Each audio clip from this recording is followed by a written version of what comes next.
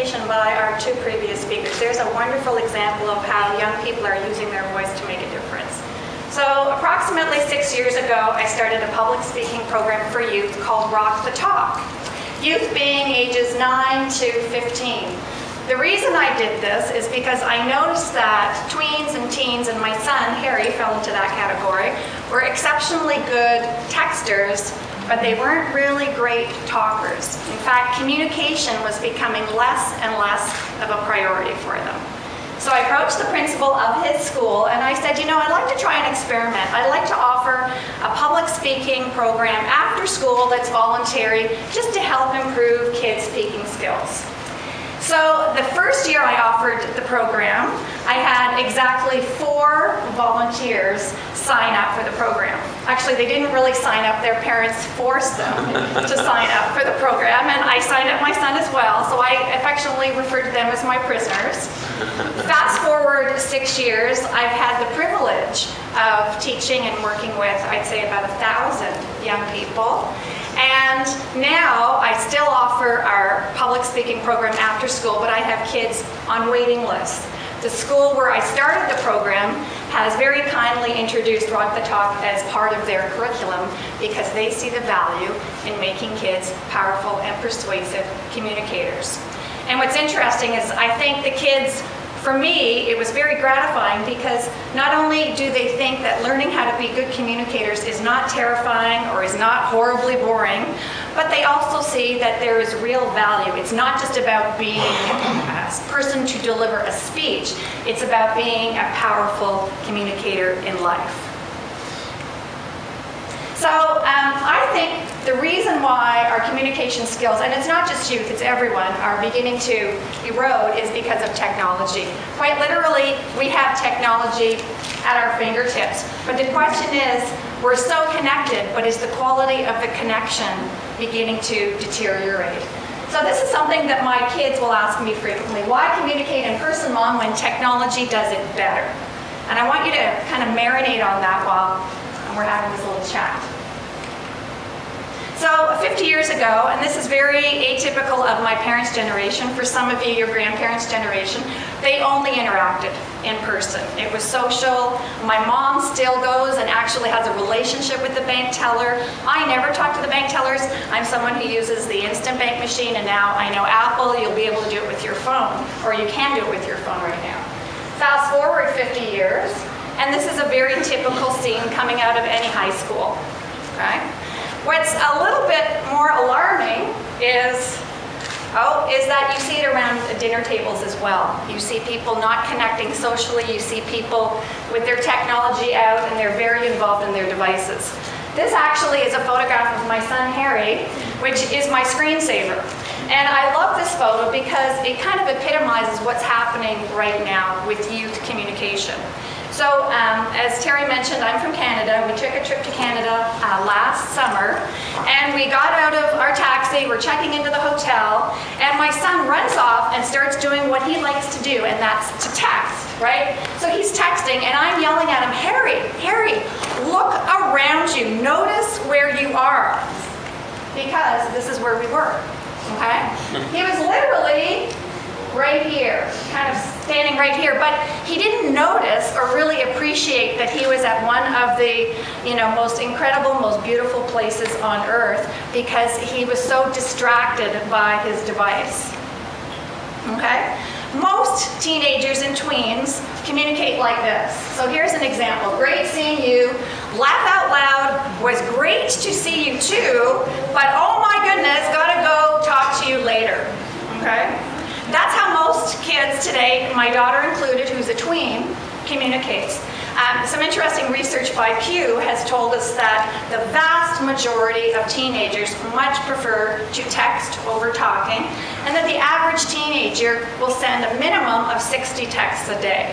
And that was research done in 2012. I think that number is actually kind of low. Maybe the girls, I don't know from your experience, I can see kids sending 60 texts in 1 hour, let alone in an entire day.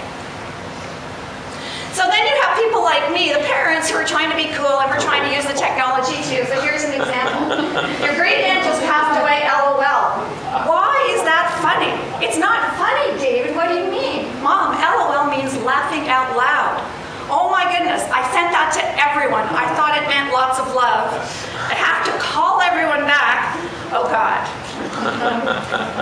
Another thing that I find very interesting about technology is it has created no filters, and it has also given us something very fun called autocorrect.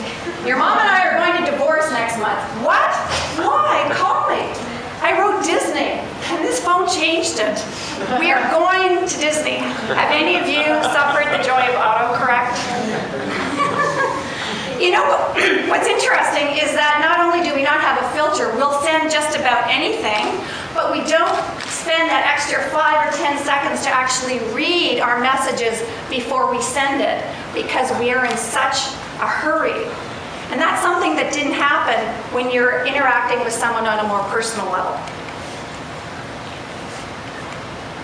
So what's interesting about using texting is I think that there is no emotion attached to it. It's very unidimensional. And my daughter will say to me, who's 10, she'll say, Mom, that's why you use emoticons or emojis. And I said, okay, so I start researching emoticons. That's those little smiley faces, etc.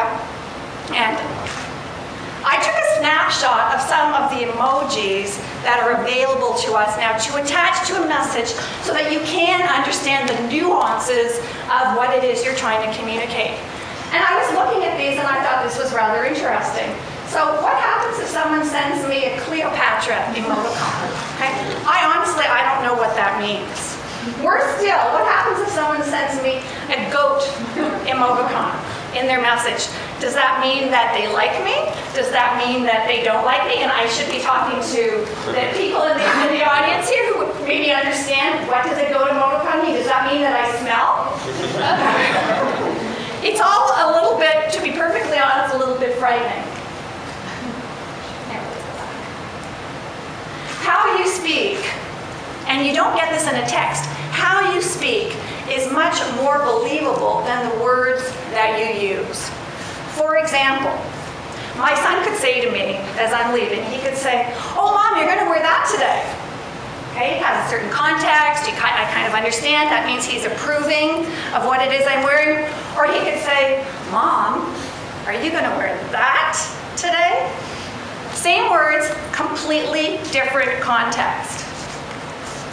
And the reason I know that the context is so important and how you say something is so important is because of research done by a fellow by the name of Dr. Albert Moravian.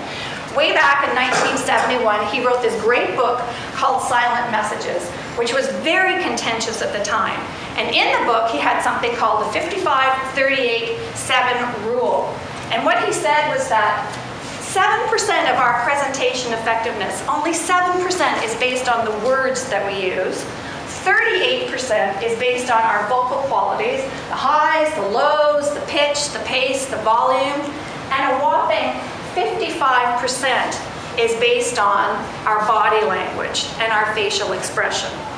What this tells me is that body language trumps all.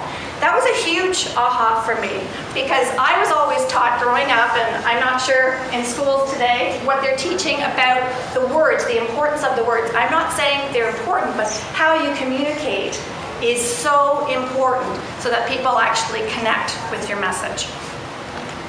So here's a perfect example of body language.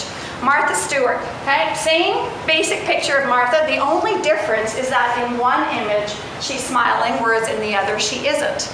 Okay, research tells us that when you smile, you are perceived to be more attractive, more approachable, and more intelligent.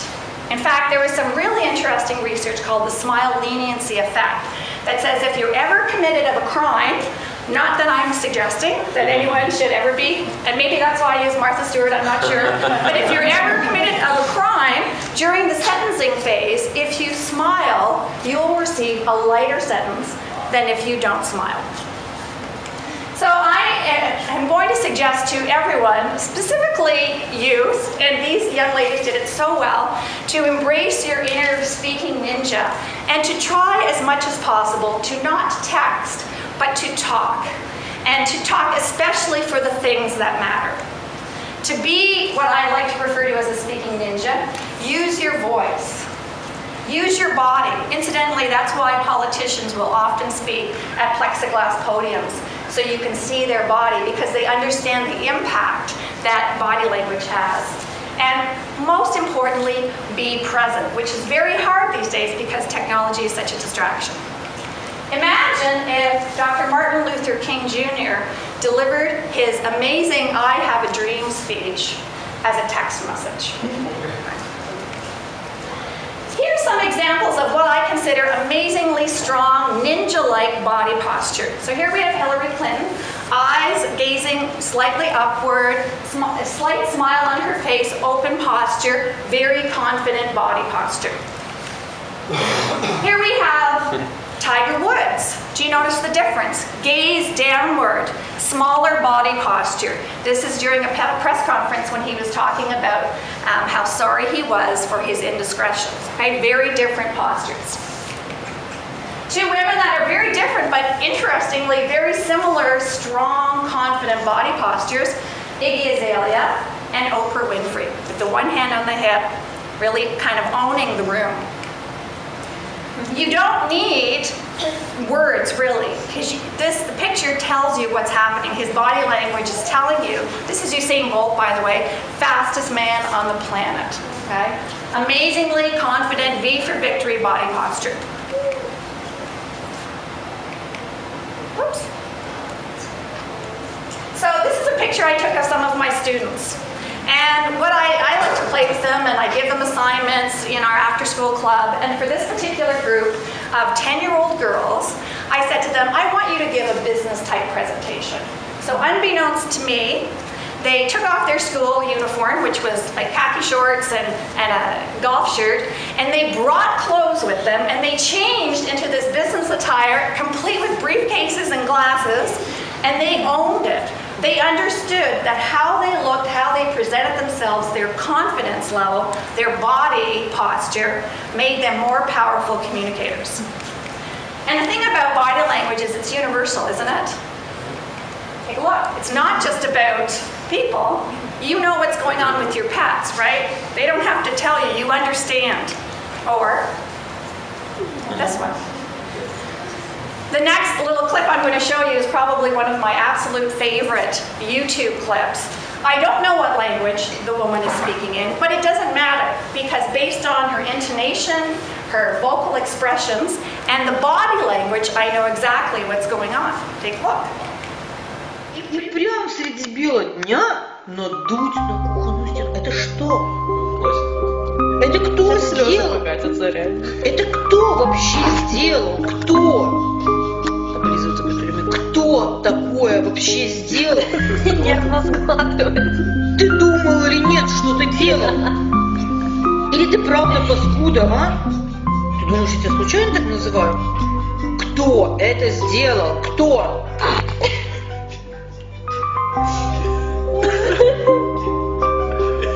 Бессовестный. Голливудку.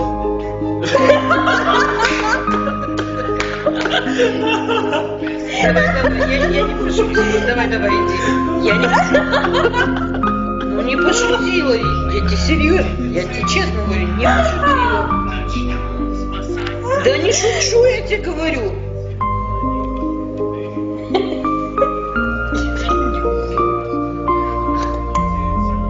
Лоботка. Раз, два, три. Бегом! You know exactly what's happening, and does anyone understand the language? It's Russian. It's Russian? Yeah. What is she saying to her dog? She's saying, who did this? They know who did this. Yes, so it's an accusorial kind of dialogue, and the poor dog, he looks so repentant and guilty, poor creature. The last thing I want to leave you with is the importance of being present. And I think that's probably the most important thing when you're speaking and communicating with someone because of technology. And one of the things that I do with the students that I teach is I give them fun little assignments, and one of the things that I ask them to do is come up with a short speech, and then we have competitions and we evaluate them and we give them feedback. And this one young girl, and I'll never forget her speech, her name is Julia. She got up at 11 years old and she started talking about the importance of organ donation. And her body language was awkward and she kind of stuttered when she spoke. She looked down, but she was really present when she delivered that message to her classmates. And at the end of her speech, she got really quiet. And she said, the reason that I'm here today is because I was the recipient of a heart transplant when I was an infant. And you could have heard a pin drop in the room after she spoke. Her classmates had no idea. I had absolutely no idea. I'll tell you, it took a lot for me to keep it together, to keep my emotions in check. When I went home that day, I did two things. I had a good cry because I thought about just what that whole experience must have been like for all the families involved. And then I signed my organ donation card. Your voice does make a difference, as our two previous speakers just told you. So often young people think that it doesn't. I think everyone's voice can make a difference.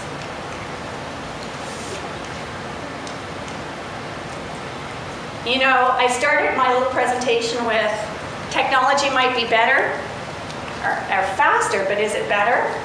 I suggest to you that don't not text, but always do the important stuff in person. Thank you.